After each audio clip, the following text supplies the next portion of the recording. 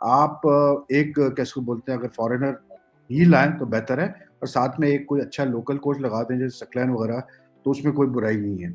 लेकिन बात सारी वही है कि मतलब कोच आप कोई भी ले आए, बात वही है कि ऐसी क्या खराबी हमारे वहाँ हो रही है, सिस्टम में हो रही है कि हमारी टीम परफ़ॉर्म ही नहीं करके दे रही है। सकलैन का जो प्रीवियस टेन्योर था, वो इतना बुरा भी नहीं था और दूसरा ये कि सकलैन थोड़ा-सा ज़रा कैसे कहते हैं, इस सेंस में ये है कि वो थोड़ा मतलब काम टेम्परामेंट का है और अपना उसको पता है कि किस तरह से अपने प्रोफाइल को रखना है। शादाब का सीधी-सी बात है कि जो मतलब सिचुएशन है इस वक़्त, वो खुद ये चीज़ एडमिट करता है कि यार पीएसएल में तो ठीक है, लेकिन मैं पाकिस्तान टीम से अब तक परफ़ॉर्म नहीं कर पाया काफ़ी दिनों से। बोर्ड में कुछ लोग ऐसे हैं जो मतलब बहुत चीज़ों में टाँग अड़ाते हैं और इंटरफियर करते हैं, जिसकी वजह से ये सारे मसले-मसाइल खड़े होते हैं। मोहम्मद आमिर भी मतलब फ़िज़ूल बात कर रहा है यार, अगर उसको इंटरेस्ट है खेलने में, तो कोई ऐसा इश्यू थोड़ी है।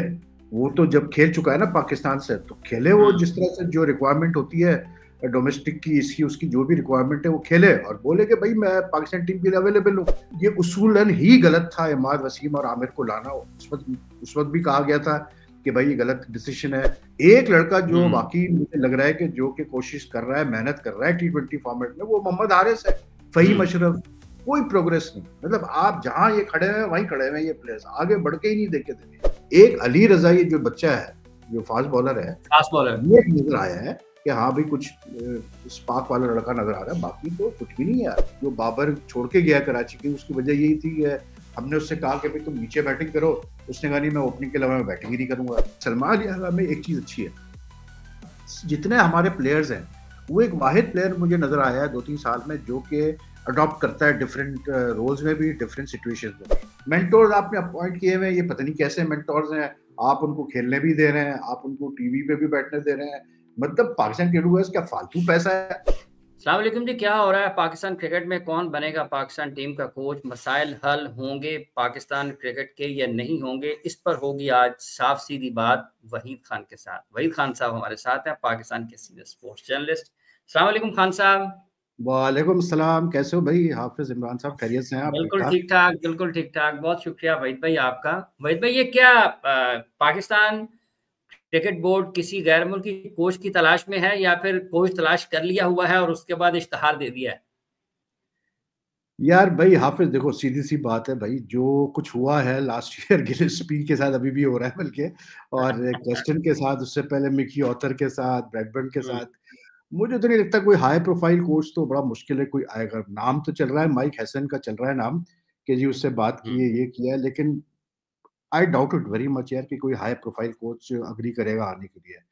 हुँ। क्योंकि मतलब कर्स्टन और गिल्स्पी से बड़े क्या कोच लेके आप ला सकते हैं मुझे बताएँ ना? मतलब लास्ट ईयर आपने इतना बड़ा coup किया, आपने इतने अच्छे 2 कोच आपने पकड़ लिए, कॉन्ट्रैक्ट कर लिया, उसके बाद आपने 6 महीने बाद उनको फारिग कर दिया। तो ब अभी मतलब कह रहे हैं माइक हैसन का, अच्छा वो भी काफ़ी मतलब उसने जब से अपने यूट्यूब चैनल स्टार्ट किया है तो वो लगा हुआ था पाकिस्तान और पीएसएल और ये वो करके, तो आई डोंट नो कि उसको इंटरेस्ट है कि नहीं है। लेकिन एक चीज़ तो तय है हाफ़िज़ कि देखिए लोकल कोच मैं समझता हूँ बड़ा सिंपल है। आप एक कैसे बोलते हैं, अगर फॉरेनर ही लाएँ तो बेहतर है और साथ में एक कोई अच्छा लोकल कोच लगा दें जैसे सकलैन वगैरह, तो उसमें कोई बुराई नहीं है। लेकिन बात सारी वही है कि मतलब कोच आप कोई भी ले आए, बात वही है कि ऐसी क्या खराबी हमारे वहाँ हो रही है, सिस्टम में हो रही है कि हमारी टीम परफ़ॉर्म ही नहीं करके दे रही है। तो उसकी कोई वजह होगी, तो पहले तो उस वजह को सॉर्ट आउट करने की ज़रूरत है। उसके बाद फिर कोच आएगा तो कोई जो भी कोच आएगा, ज़ाहिर-सी बात है वो अपने तरीके से काम करना चाहेगा, तो क्या उसको आप उतने पावर देंगे या नहीं देंगे? क्या आप उसको उतना हुँ। टाइम देंगे या नहीं देंगे? वरना अगर इसी तरह करना है कि 1-2 सीरीज़ बाद जो है आपने चेंज करना है, तो फिर तो बेकार है, फिर तो बगैर कोच की टीम चला लो तो ज़्यादा बेहतर है। आपने माइक हैसन का नाम लिया वहीद साहब, लेकिन पाकिस्तान में 1-2 रोज़ चंद रोज़ गुज़रे हैं। पाकिस्तान के हमारे एक मकामी अंग्रेज़ी रोज़नामे ने एक नुमायाँ ख़बर शाया की कि शायद सकलैन मुश्ताक भी हेड कोच के उम्मीदवारों में मज़बूत उम्मीदवार हैं। हाँ, बिल्कुल सकलैन का नाम हो सकता है क्योंकि देखिए सकलैन का जो प्रीवियस टेन्योर था, वो इतना बुरा भी नहीं था और हुँ, दूसरा ये कि सकलैन थोड़ा-सा ज़रा कैसे कहते हैं, इस सेंस में ये है कि वो थोड़ा मतलब काम टेम्परामेंट का है और अपना उसको पता है कि किस तरह से अपने प्रोफ़ाइल को रखना है। ठीक है, वो मिसिंग अपनी कर जाता है कुदरत का निज़ाम वगैरह ये वो करके वो अपनी जगह, लेकिन ये है कि वो बड़ा एक कामिंग प्रेज़ेंस है उसका। हुँ, एक्सपीरियंस भी है उसके पास कोचिंग का, काफ़ी उसने मतलब कोर्सेज़ वगैरह किए हुए हैं, प्रैक्टिकली भी किया हुआ है। तो डेफ़िनिटली अगर पाकिस्तान में किसी का आप नाम लेते हैं तो स्कलैन का नाम सबसे पहले आता है। लेकिन मैं हुँ। समझता हूँ हाफ़िज़ के मेरा अपना पर्सनल ओपिनियन ये है कि आई थिंक एक फॉरेन कोच हो, उसके साथ बेशक आप स्कलैन को रखें, कोई बुराई नहीं है। लेकिन फॉरेन कोच ही चाहिए हमें, उसकी वजह मैं आपको बताऊँ इसलिए क्योंकि आप मतलब लोकल कोचेज़ का आप स्कलैन को लाएँ, किसी को भी लाएँ, तो वो यार मतलब एडिशनल बैगेज बहुत आता है साथ में।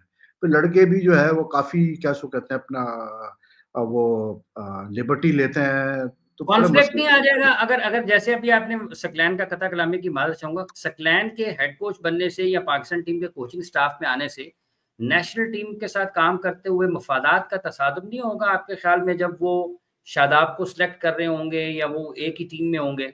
अब देखें, शादाब का सीधी-सी बात है कि जो मतलब सिचुएशन है इस वक़्त वो खुद ये चीज़ एडमिट करता है कि यार पीएसएल में तो ठीक है, लेकिन मैं पाकिस्तान टीम से अब तक परफ़ॉर्म नहीं कर पाया काफ़ी दिनों से और मैं चाह रहा हुँ, हूँ पाकिस्तान टीम से परफ़ॉर्म करे। तो हुँ, पाकिस्तान टीम एक ऐसी जगह है कि यार परफ़ॉर्म अगर आप नहीं करेंगे हाफ़िज़ तो ज़्यादा दिन तक तो आप नहीं रह सकते ना, वो नहीं फिर रह लोगों सकते। की और फिर उसके ऊपर तो एडिशनल प्रेशर होगा कि मतलब क्योंकि सकलैन का दामाद है, तो ज़्यादा बातें होंगी। लेकिन आई डोंट थिंक कि यार इससे इतना कोई फ़र्क पड़ना चाहिए। भई आखिर देखें ना इंज़माम भी तो चीफ सेलेक्टर रहा है। उसके दौर हुँ, में इमाम ने उसी के दौर में किया ना मतलब डेब्यू। हुँ, तभी बड़ा शोर मचा था लेकिन उसके बाद फिर वो सेट हो गया था। उसने अपने रन-वन्स किए, लोग खामोश हो गए। तो ये इतना बड़ा इश्यू नहीं है। इश्यू असल में हाफ़िज़ ये है कि जो बोर्ड की तरफ से जिस तरह से जो मुझे पता चला है, आप बेहतर जानते हो कि आप लाहौर में होते हो। लेकिन जो मुझे हुँ, पता चला है कि बोर्ड में कुछ लोग ऐसे हैं जो मतलब बहुत चीज़ों में टाँग अड़ाते हैं। और हुँ, इंटरफेयर करते हैं जिसकी वजह से ये सारे मसले-मसाइल खड़े होते हैं। हुँ। तो आई डोंट नो यार देखो अब किस तरह से मोहसिन नकवी इसको हैंडल करते हैं, क्या करते हैं, ये देखना पड़ेगा लेकिन आगे चल के काफ़ी मतलब टफ टाइम है पाकिस्तान के लिए। हुँ। अच्छा, आपने कहा कि टफ़ टाइम है पाकिस्तान के लिए और ये जो इस वक़्त पाकिस्तान क्रिकेट के हालात हैं, आपने कहा कि बहुत मुश्किल होगा पाकिस्तान के लिए किसी भी गैर मुल्की कोच अगर कोई बहुत हाई प्रोफ़ाइल कोच आ जाता है। हुँ, तो अभी जब पाकिस्तान टी20 वर्ल्ड कप खेल रहा था, तो मोहम्मद आमिर और इमाद वसीम को वापस लाया गया। वर्ल्ड हुँ, कप के बाद अब मोहम्मद आमिर ने कहा है कि मेरे से तो उसके बाद किसी ने बात ही नहीं की। तो हुँ। जब हम प्लान्स की बात करते हैं या हिकमत अमली की बात करते हैं, तो आप किसी को लाए, किस वजह से लाए? टूर्नामेंट के चंद मैचेज़ के बाद आपने उसको बुला दिया। तो आपको लगता है कि इस किस आप लेकिन मैनेजमेंट अब भी वही है जो उस वक़्त थी? यार देखें इसमें तो ख़ैर बात ये है कि यार मोहम्मद आमिर भी मतलब फ़ुज़ूल बात कर रहा है यार। अगर उसको हुँ, इंटरेस्ट है खेलने में, तो हुँ, कोई ऐसा इश्यू थोड़ी है।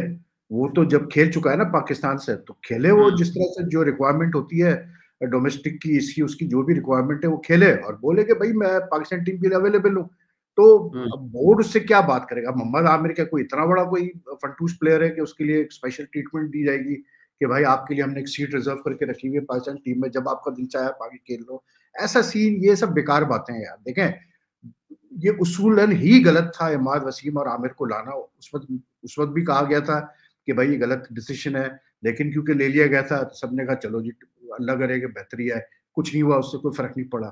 मैं यही हुँ, बात कर रहा हूँ कि देखें आपकी टीम का जो इसमें सबसे बड़ा इश्यू है ना, जो मैं अभी देख रहा हूँ पीएसएल, जो मैं आईपीएल देख रहा हूँ, जो मैंने अभी न्यूज़ीलैंड में जो सीरीज़ देखी, ये सारी चीज़ें देख के अभी नेक्स्ट जो आपके 2 बड़े इवेंट हैं वो टी20 फॉर्मेट के हैं, एशिया कप हुँ, और वर्ल्ड कप, ठीक है ना? World cup.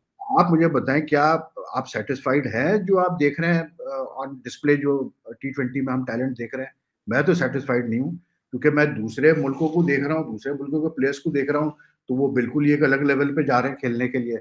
और हमारे लड़के आप ये देखें कि यार जो लड़के न्यूज़ीलैंड से होके आए हैं अभी, मतलब आपको कहीं कोई हुँ, इम्प्रूवमेंट नज़र आ रही है उनके अंदर, कोई गेम अवेयरनेस नज़र आ रही है? मतलब ये क्या है यार? मतलब ये किस किस्म के ये प्लेयर्स हैं कि मतलब आप न्यूज़ीलैंड में 5 मैचेस खेल के आ गए हैं।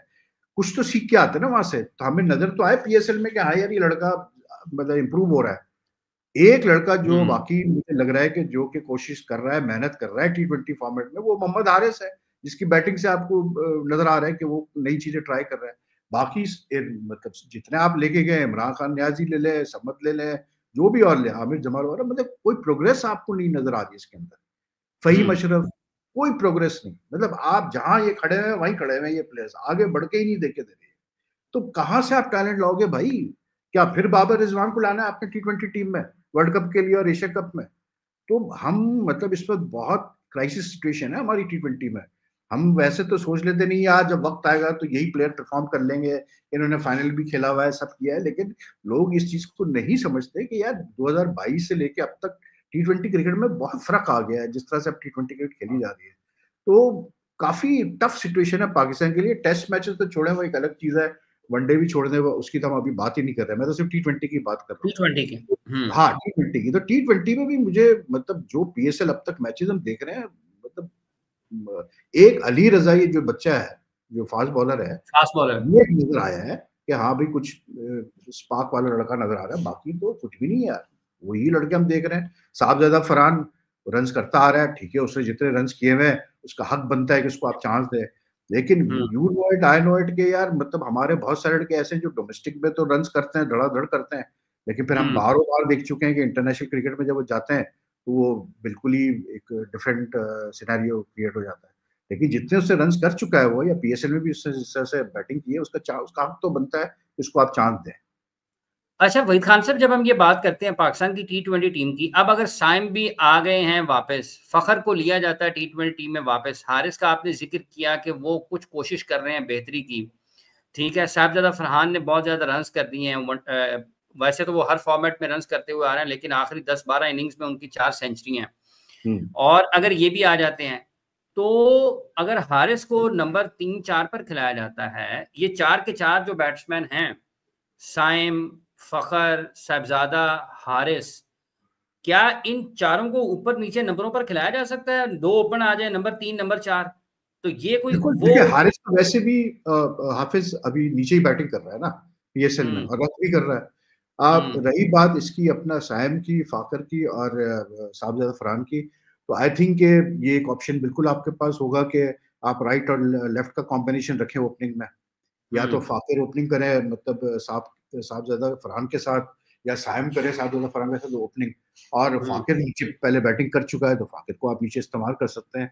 इसमें कभी कोई बुराई नहीं होती अगर आपके पास ऐसे प्लेयर्स की मतलब ऑप्शन हो सिलेक्शन की कि जो कि अच्छे प्लेयर हैं और आप एक्सपेक्ट कर सकते हैं कि T20 वो ये में सारे के सारे खुला खेल लेते हैं, इनको फर्क नहीं पड़ता हाँ, कि सर्कल में एग्जैक्टली है या नहीं है।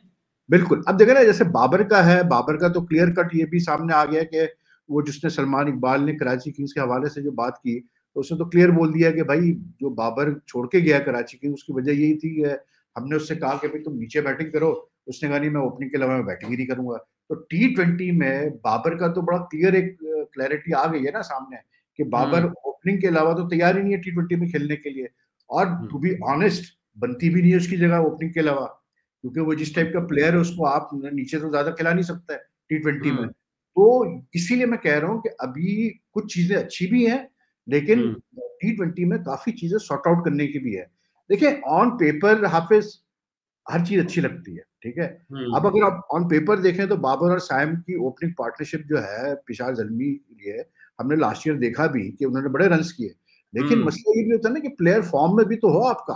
अब साइम से तो रन नहीं हो रहे बिल्कुल भी, हारिस से हो रहे हैं, अफजल से हो रहे हैं, फाकिर अप एंड डाउन कर रहा है, लेकिन जो जरूरी चीज है वो ये खेले कोई भी, लेकिन फिर वो रन्स तो करे।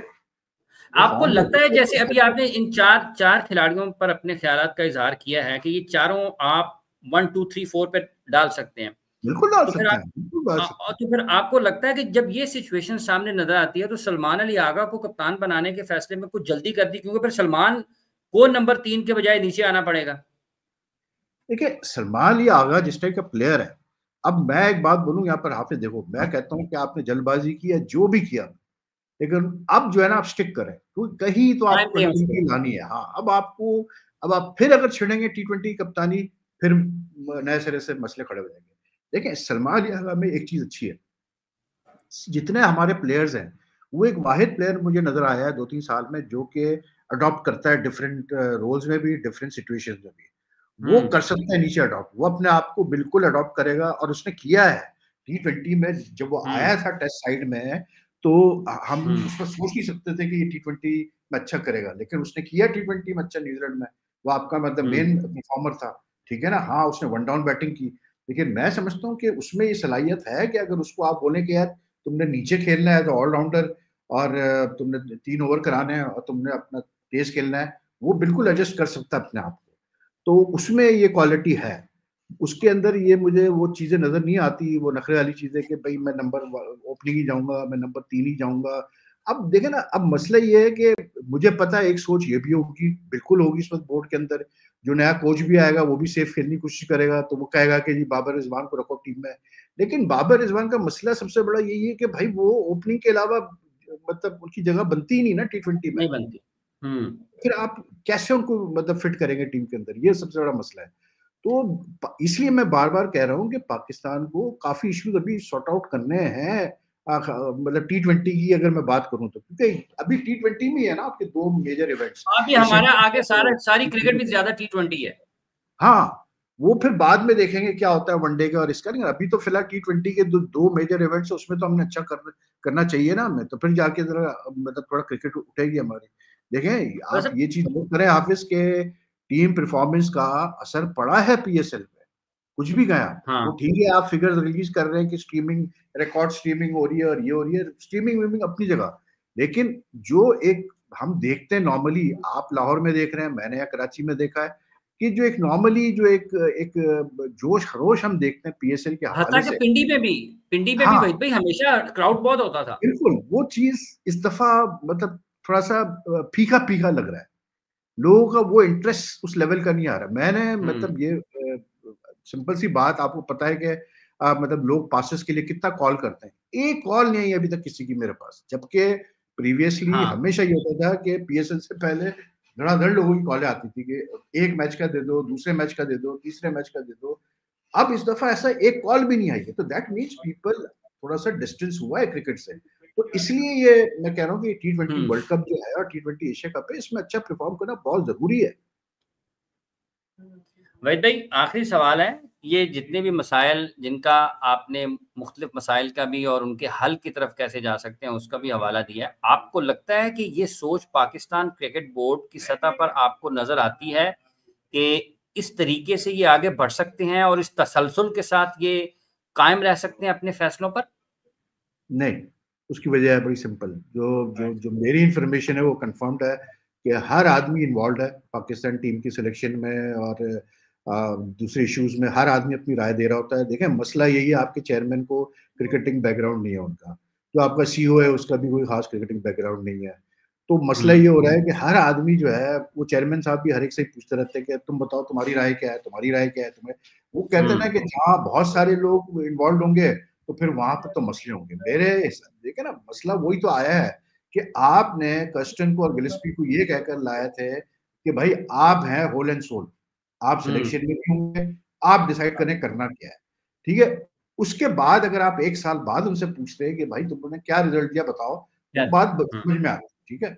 आपने धीरे-धीरे उनसे सारे पावर्स वापस ले लिए क्योंकि अंदर से खेल चल रहा था, अंदर से सियासत हो रही थी। आपने सारे पावर्स उनसे ले लिए, ठीक? हुँ, नतीजा जो निकला आपके सामने है। तो अभी जो है सबसे बड़ा मसला यही आ रहा है कि हर आदमी इन्वॉल्व्ड है पाकिस्तान टीम के मामलात में। मेंटोर्स आपने अपॉइंट किए हुए हैं, ये पता नहीं कैसे मेंटोर्स हैं, आप उनको खेलने भी दे रहे हैं, आप उनको टीवी पे भी बैठने दे रहे हैं।